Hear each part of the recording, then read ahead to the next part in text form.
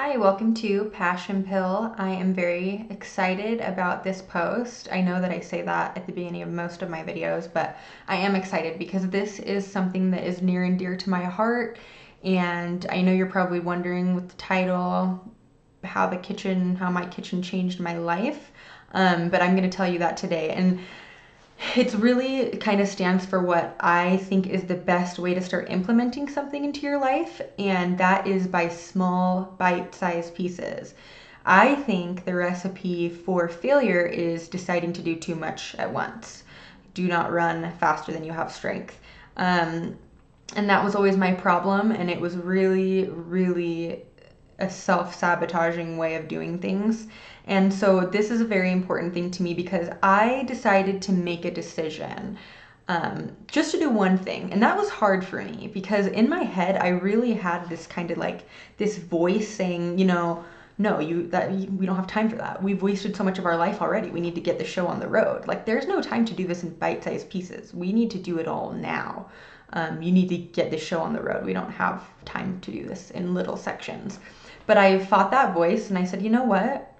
I have not been having any luck with writing the huge list of things I need to do and actually getting anything done. So you know what? I am going to just do this one thing. I'm going to do this experiment and let's just see if it doesn't, help me feel a little better, give me a little bit more self-worth, help me feel a little bit more put together at a time when I didn't feel put together at all. So this is how my kitchen changed my life. I made a decision. I am not a clean person.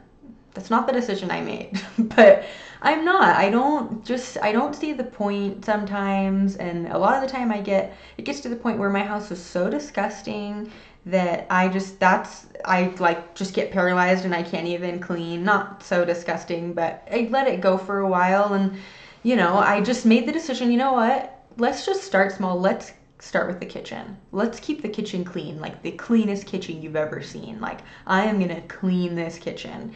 And so that's what I started doing. I started cleaning the kitchen spotless. I wasn't worried about anything else in my house. I wasn't saying let's have a perfectly clean house this week. Nothing like that. I just decided that every time I was making a meal, I would clean up as I cooked. And I could not go to sleep at the end of the night unless my kitchen was spotless. And I would clean the dishes, I would clean everything out of the living room, the family room, I would bring it in, I would wash it, I would clean it, I would wait for it to dry, I would put it away. Like my kitchen was spotless. And from that decision being made, suddenly I felt more together. I felt like I wanted to cook and I could keep more of the house clean. And as I started to do that, things in my life totally shifted. They totally changed. And I thought that was awesome because it was such an easy change to make, and it wasn't that big of a decision. There wasn't that much risk. Just try to keep the freaking kitchen clean, So that's what I did. And it has really changed my life. It has made me feel more together. Like I understand what people who are like a little obsessive compulsive, why they do that, because they feel like they really have control over their house and how clean it is. I love keeping my kitchen clean. There is nothing that I like more than having dinner ready. All the dishes from dinner are washed and I have banana bread or cookies cooking in the oven and everything is clean. There is nothing worse than finishing your meal and walking into a disgusting kitchen and being like, ugh, I don't know who's gonna clean this up. So I am a huge advocate for making a small change. Think of one thing this is the challenge that I have for you today. Think of one thing that you can do. One thing. No matter what the little voice in your head is chirping saying, no, we don't have time for one thing. We got to do 50 things. You don't have time for that, okay? Because it's probably not working. If it is working for you and you can make a list of 1,000 things to do and it works just fine, then more power to you. But my recommendation is that you pick one thing.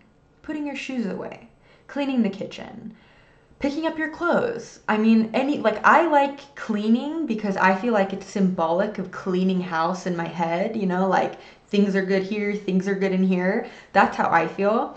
So that's what I would encourage you to do. Pick one thing and let me know how it goes. Put it in the comments area. I want to know how it works for you because it worked miracles for me. And I know that I am not the only person who lives lived in Groundhog Day, just over and over, the same stuff over and over. And with this small change, I was literally able to transform so many things in my life. And I have been able to say, I can follow through with things. I kept my kitchen clean. I keep my kitchen clean. I never used to do that in the past. That is a symbolic change.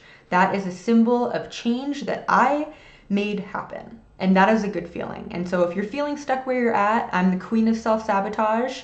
And I am telling you without a doubt, if you can pick something to zero in on and become really good at that thing, then the rest of your life will start to change. And suddenly you'll start taking on more things and you will feel in control of your life. And with that control, with that momentum, you can move forward and do incredible things. So that is my message for today. That is my challenge. Thank you for stopping by and leave your comments. I'd love to hear from you. Thank you.